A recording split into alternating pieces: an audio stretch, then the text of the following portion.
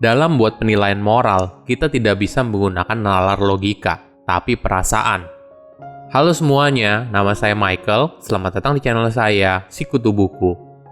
Kali ini, saya akan bahas buku The Righteous Mind karya Jonathan Haidt. Sebelum kita mulai, buat kalian yang mau support channel ini agar terus berkarya, caranya gampang banget. Kalian cukup klik subscribe dan nyalakan loncengnya. Dukungan kalian membantu banget supaya kita bisa rutin posting dan bersama-sama belajar di channel ini. Buku ini membahas soal bagaimana penilaian kita terhadap sesuatu, khususnya jika berkaitan dengan moralitas, tidak menggunakan nalar logika, namun seringkali menggunakan perasaan. Analoginya seperti ini, yaitu seorang manusia yang sedang duduk di atas gajah. Manusia itu hanya bisa mengarahkan si gajah ke arah yang dia inginkan, namun semuanya tergantung pada si gajah. Apabila si gajah menolak, maka tentu saja apa yang bisa dilakukan oleh manusia tersebut. Jonathan mengibaratkan manusia itu adalah seperti kesadaran kita atau nalar berpikir, sedangkan gajah mewakili perasaan atau intuisi kita.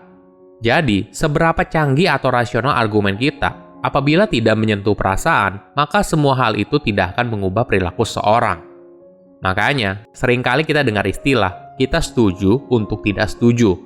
Inilah yang terjadi ketika kita berusaha meyakinkan seseorang hanya melalui argumen saja, bukan melalui perasaan. Saya merangkumnya menjadi 3 hal penting dari buku ini. Pertama, peran perasaan dalam mengambil keputusan. Filosofi dunia barat seringkali mengagungkan nalar dan logika daripada perasaan selama ribuan tahun. Namun sekarang, sudah banyak studi yang menyatakan kalau perasaan tidak boleh dilupakan. Sebagai contoh, ahli saraf dari Amerika Serikat bernama Antonio Damasio menunjukkan kalau perasaan mengambil peran yang sangat penting dalam proses sebuah informasi dan membuat penilaian secara moral. Antonio meneliti pasien dengan kerusakan otak yang mengakibatkan emosional mereka boleh dibilang mendekati 0. Jadi, mereka kesulitan menggunakan perasaan dalam menentukan sebuah pilihan. Dampaknya, kehidupan sosial mereka jadi terganggu karena mereka dianggap tidak peka oleh pasangan, teman, dan rekan kerja. Studi lain juga menunjukkan kalau perasaan punya andil yang besar dalam proses informasi dan menariknya, perasaan selalu bekerja di belakang layar. Penelitian tersebut membuktikan kalau semua hal memicu perasaan dan perasaan ini secara otomatis mempengaruhi penilaian kita terhadap sesuatu. Apakah kamu pernah merasa kalau kamu adalah orang yang open-minded? Kamu tidak habis pikir, kenapa ada orang yang berpikiran sangat sempit? Apa yang terjadi? Ada fakta menarik yang diungkapkan oleh Jonathan. Mayoritas orang pada dasarnya adalah intuitif, bukan rasional. Itulah sebabnya, kita seringkali berdebat dengan orang yang berselisih paham, tapi sepertinya mereka tidak bisa mendengarkan alasan yang kita sampaikan. Karena pada dasarnya, kita tidak pernah didesain untuk mendengarkan sebuah alasan. Ketika seorang ditanyakan soal pertanyaan yang berhubungan dengan moralitas, jawaban dan pola aktivitas otak mereka menunjukkan kalau mereka langsung mengambil kesimpulan dengan cepat dan berusaha untuk membuat alasan justifikasi belakangan. Permasalahannya, bukan mereka tidak bisa sama sekali diajak bicara dengan nalar.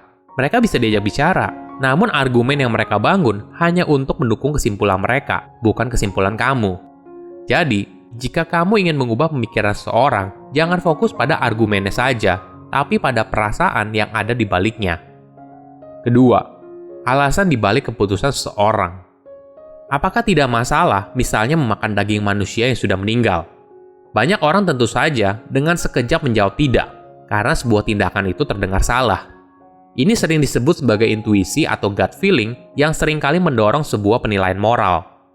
Kemampuan ini ternyata bukan hanya dimiliki orang dewasa. Ketika kita kecil, kemampuan ini juga mulai berkembang. Dalam sebuah eksperimen, bayi berusia 6 hingga 10 bulan menonton sebuah pertunjukan yang berisi 2 boneka. Boneka yang baik dan boneka yang nakal.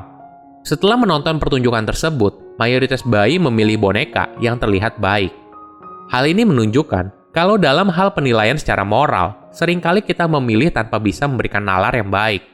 Inilah yang harus kita pelajari ketika berusaha mempengaruhi orang lain. Dalam buat penilaian moral, kebanyakan orang berpikir melalui intuisi mereka daripada nalar logika.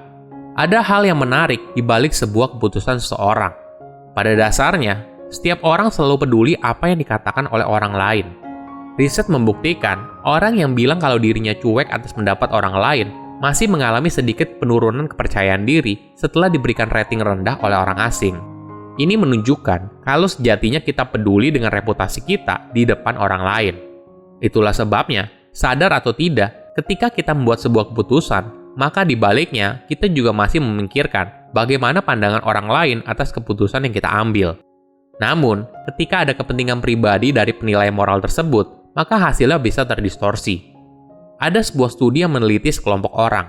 Jadi, para responden ini diminta melakukan sebuah pekerjaan dan kemudian akan diberikan secari kertas yang merupakan bayaran atas pekerjaan tersebut. Ketika mereka menukarkan kertas tersebut dengan uang sungguhan, kasirnya berpura-pura salah membaca nominalnya dan memberikan uang yang lebih banyak. Dalam kondisi ini, hanya 20% responden yang menginformasikan kelebihan uang pada kasir tersebut dan memperbaiki kesalahannya. Tapi, ketika kasir itu secara lugas bertanya lagi, apakah pembayarannya sudah sesuai atau belum, 60% responden mengaku kalau uangnya kelebihan dan mengembalikan uang tersebut.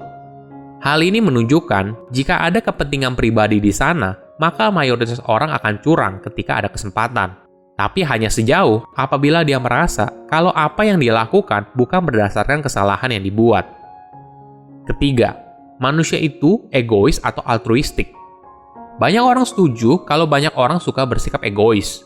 Kita mau hidup yang lebih kaya, lebih sukses, lebih dihormati daripada orang lain. Tapi di sisi lain, manusia juga bisa menunjukkan sifat altruistik. Buat kamu yang belum tahu, altruistik adalah tindakan yang dilakukan seseorang untuk memberikan bantuan pada orang lain yang bersifat tidak mementingkan diri sendiri.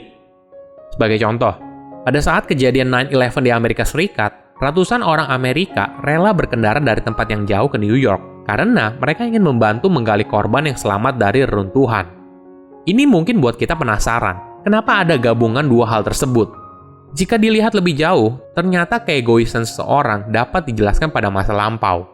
Pada zaman dulu, manusia secara individu diadu satu sama lain dalam sebuah kompetisi, hingga akhirnya menjadi manusia yang paling unggul. Ini yang membentuk pemikiran kita yang fokus pada kompetisi secara individu. Namun, evolusi mengubah pemikiran manusia juga.